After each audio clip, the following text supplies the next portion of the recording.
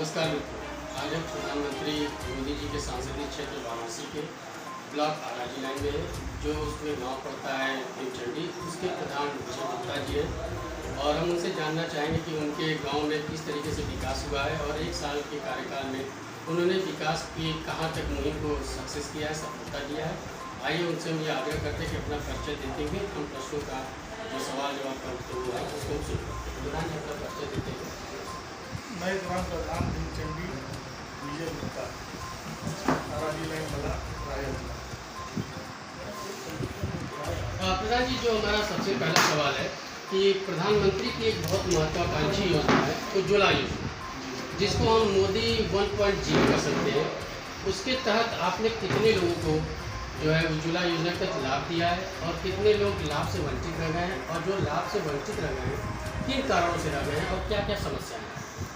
Sir, समस्या तो कुछ नहीं है। यहाँ पर 90% उज्ज्वला जो ये लाग है वो हो गए हैं और सब जो बाकी हैं वो भी हो रहे हैं।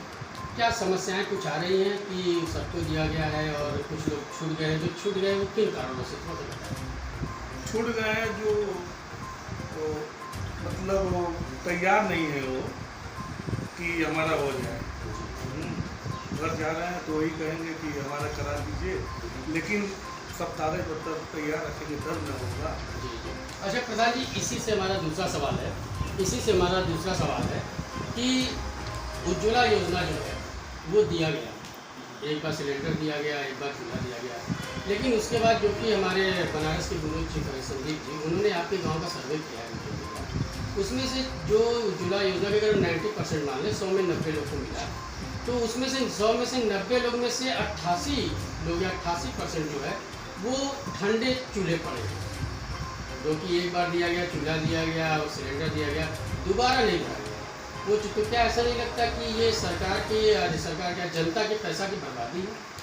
सर, ऐसा है ना, यहाँ पर गरीब गाँव हमारा है, एक बार भराने के बाद पैसा नहीं है और खाता कमाते हैं सब।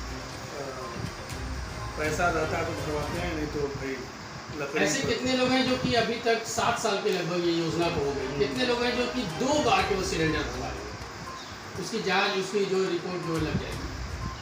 मान के चलिए 2 बार 3 बार भरवाए हैं, उसके बाद जो त्यौहार आता है तभी यूज करते हैं, फिर उसके बाद। आपके गांव के एक हैं शंकर जी, आपके गांव में, वहाँ पे शंकर जी हैं, रमेश हैं और पप्पू हैं। उन्होंने बताया हमसे सर्वे के दौरान कि सर, जब से चूल्हे मिले और जब से सिलेंडर ख़त्म हुआ, एक बार भी हम भरवा नहीं पाए, और प्रधान जी भी जो है वो हमसे इस विषय में कोई भी सुध और बुध नहीं लेते, और शासन क्या लेगा, तो कैसे हम ये भरे, जहाँ पे आमदनी हमारी 150-200 रुपये पर डे हो, वहाँ पे हम कैसे सिलेंडर भराएंगे? तो इस विषय में प्रधान जी से वो बोले थे कि आप बात कीजिएगा, तो वही मैं बात आपसे करूँ, बताइए वो कैसे भरवाएं? सर, कमाएंगे तो भी पैसा। वैसे आप जहाँ पे मनरेगा का काम दिया जा रहा है 100 दिन, वहाँ पे एक व्यक्ति से 1100 रुपये सिलेंडर, जो कि फ्री में अनाज ले रहे हो, वो 1100 सिलेंडर को कैसे आप इसको मान सकते हैं कि वो भरवा लें? सर, कमाई होगा तो भरवा लेंगे, कमाई नहीं होगा तो नहीं। मतलब इसका मतलब ये है कि ये योजना जो है एक चुनावी प्रलोभन था जी। हाँ, उस प्रलोभन के पूरा होने के बाद वो योजना गर्त में गया कि उन्नत शिखर पे गया? ये नहीं सर, वो तो भरवाएंगे ही, लेकिन जब पैसा रहेगा तभी भरवाएंगे ना। हम बोल रहे थे, पहले बता चुके हैं कि हमारा गाँव गरीब गाँव है। हाँ। अच्छा, इसी के तहत एक सवाल प्रधान जी और चल रहा है कि अभी विधानसभा का हमारे यहाँ चुनाव हुआ और उसमें भी बोला गया, जिसको हम योगी 2.0 कर सकते हैं और व्यूअर्स हमारे देख रहे हैं, तो उसमें बोला गया कि होली और दिवाली में किया जाए। तो क्या ऐसा अभी तक शासन की तरफ से आपके पास कोई लेटर या कुछ आया कि होली तो बीती गई, क्या दिवाली में ऐसा कुछ किया जाए? हो सकता है मिल जाए लाभ। अभी तो ऐसा कोई बात नहीं है कि होली तो नहीं मिला, दीपावली भी आ जाए, देख लिया जाता है कि दिवाली पे मिलता है कि नहीं मिलता है, और योगी 2.0 जो है कितना काम करती है। जब प्रधान जी, हमारा दूसरा सवाल आपसे शुरू होता है कि 2015 में मोदी ने दिल्ली के प्राचीर से, जो कि एक बहुत बड़ी बात बोली थी, स्वच्छ भारत मिशन, जो कि मिशन न होकर क्रांति हो गई है और विदेशों में भी इसको बड़ा सराहनीय भूमिका दिखाई जा रही है। उसके तहत आपने शौचालय का जो निर्माण कराया, वो कितने लोगों को अपने आपके कार्यकाल में कितने शौचालय का निर्माण कराया है और कितने शौचालय अभी बच गए हैं लोगों को देने के लिए, और उसमें क्या विसंगतियाँ आ रही हैं और क्या समस्याएं आ रही हैं, उसको आप कैसे दूर करेंगे? सर, हमारे कार्यकाल में 17-18 शौचालय मिला था, हम दिए और हम सहयोग करके बनवाए, और जो बाकी हैं अगला दे देंगे। प्रधान जी, हम फिर मैं दोबारा उस बात बोलूँगा कि बिना सर्वे के हम अंदर नहीं आते गाँव में।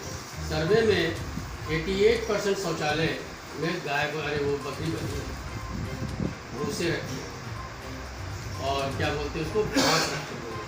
तो आप ये बताइए कि आप किस तरीके से शौचालय का निर्माण है, और गाँव ODF हो गया होगा, वो तो 1 साल 2 साल पहले ही ODF हो गया होगा, तो इसको आप क्या समझते हैं कि जिस शौचालय का सरकार ने इतना सरकार कोई पैसा नहीं देती, सुन लीजिए, सरकार पैसा नहीं देती, सरकार हमारा और जनता के टैक्स को ही विकास कार्यों में लगाती है। तो ऐसा नहीं लगता कि ये भी योजना जो है वो सरकार की फ्लॉप योजना है, या सरकार जनता के पैसे की बर्बादी है? क्योंकि शौचालय तो बने, बकरी बंधे हैं, भूसे रखे हैं, तो इसको कैसे आप देख रहे हैं? गांव में जाते हैं, बोलते हैं सभी लोग को कि बकरी वगैरह निकाल लीजिए, हाँ जी, भूसा वगैरह को करके अपना यूज करिए, घर में अपना काम करिए जो भी है। तो मतलब अगर अवेयरनेस, जागरूकता फैलाई जाएगी तो ये बंद हो जाएगा, और वो जागरूकता कितने दिन में होगी? हो जाएगा जल्दी। प्रधान जी, बहुत ज़्यादा आपसे समय ले लेंगे क्योंकि आप काफ़ी व्यस्त आपके शेड्यूल का। तीसरा सवाल पे आते हैं प्रधान जी कि स्वास्थ्य के विषय में आपने कोविड-19 के तहत क्या क्या मतलब भूमिकाएं निभाई, क्योंकि बहुत ऐसा था कि पैंडेमिक था और पूरे सब कुछ ब्लॉक थे, तो जनता को क्या क्या लाभ दिया? जनता को जो भी सरकार की तरफ से आया लाभ दिए हैं, हाँ जितना हो सका हमसे वो विषय पूरी जनता की हमसे कराए। चलिए, अब हम लोगों ने आर्थिक बात कर लिया और स्वास्थ्य में बात कर लिया, अब हम आते हैं शिक्षा पे। शिक्षा पे आपके जो क्षेत्र में आपके माध्यम से कितने प्राथमिक पाठशाला चल रहे हैं? हमारे क्षेत्र में अपने गाँव में, वही गाँव में एक ही है। आपके गांव की आबादी कितनी होती है? 3800 आबादी है। और उसमें कंपोनेंट विद्यालय भी है कि बस इतनी ही है प्राथमिक पाठशाला? तो आता हमारे व्यूवर्स ये हमसे सवाल भी किए हुए थे कि अभी तक उनका ये क्लियर नहीं हो पाया है कॉन्सेप्ट कि SMC क्या है, SMC क्या है और उसमें प्रधान की क्या भूमिका होती है, बस SMC के विषय में बताएं। हमारे व्यूवर्स ये जानना चाहते हैं कि SMC के विषय में थोड़ा सा बताएं, जो कि समिति होती है विद्यालय की, उसमें आपकी क्या भूमिका है और समिति के माध्यम से कितने विकास कार्य बच्चों के लिए? विकास कार्य तो हो ही रही है यहाँ पर विद्यालय में, और जो भी बच्चे यहाँ पढ़ते हैं अध्यक्ष उन्हीं के घर के लोगों को बनाए। जी, पिछली बार जो थे वो उनके अभिभावक बच्चे तो नहीं पढ़ते थे, लेकिन अभिभावक बना के अध्यक्ष बना दिया, तो इस बार आपने उनको हटवा दिया? अभी तो वही जी, अभी तो है, अभी हैं, तो सारी चीज़ें गणेश से और जूता ये सब वही से विकास कार्य वहीं से हो रहे हैं। हाँ वही सब। और मिड डे मील में जी आपकी क्या भूमिका है और बच्चों को खाना आप किस तरीके से मेनू के अनुसार देते हैं?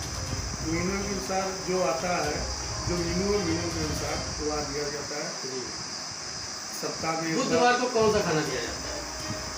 बुधवार को तो नहीं, सोमवार वाला जानते हैं, सोमवार को।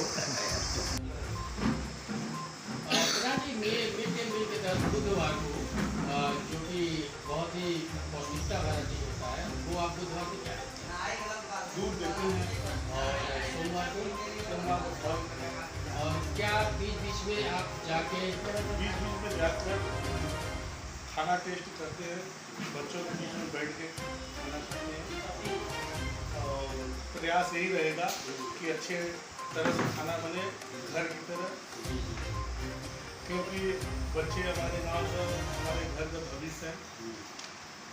हम जा रहे हैं कि जो भी होगा अच्छा बनेगा।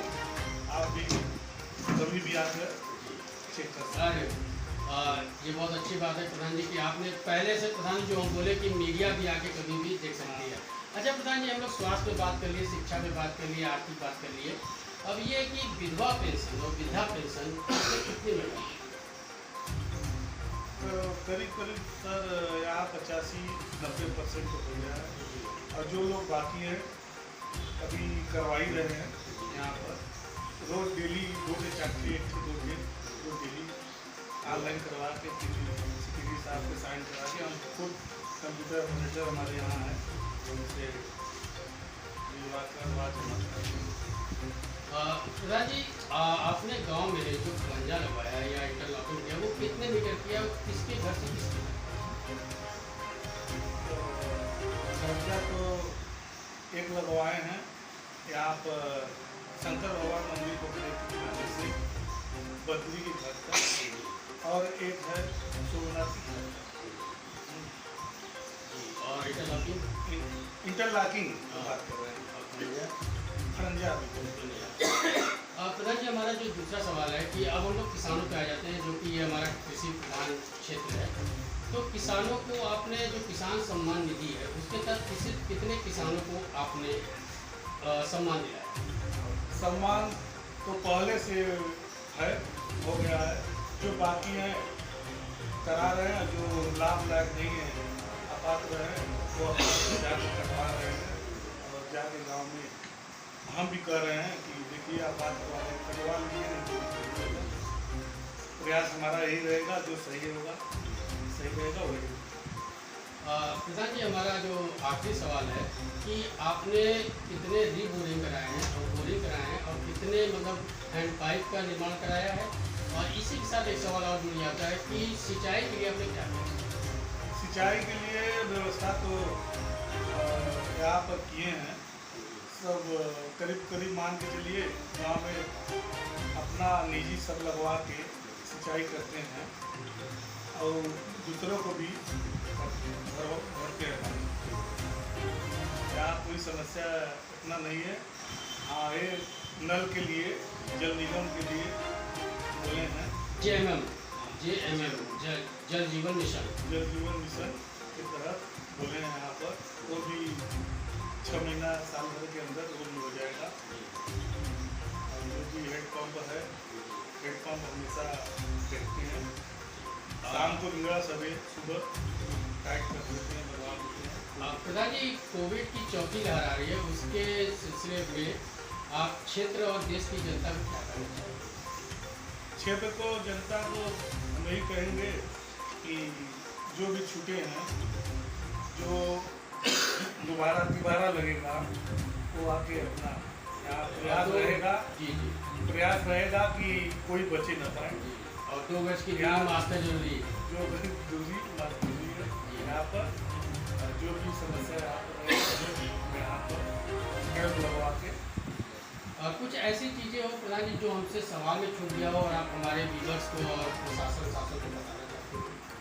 कोई ऐसा तो नहीं छूटा है, आप जो भी बोले हैं तो जी। तो देखा कि प्रधान जी ने बड़े ही बेबाकी से सारे सवालों का उत्तर दिया, और हम और हमारी टीम की तरफ से इनको शुभकामनाएं देते हैं कि ये इसी तरीके से विकास का कार्य करते रहें, और जो भी समस्याएं आती हैं उसके साथ हमारे साथ शेयर करें। हम पूरी कोशिश करेंगे कि हम उनकी समस्याओं को हल करें, शासन तक बात को पहुंचाएं और प्रशासन द्वारा उसको हल कराया जाए।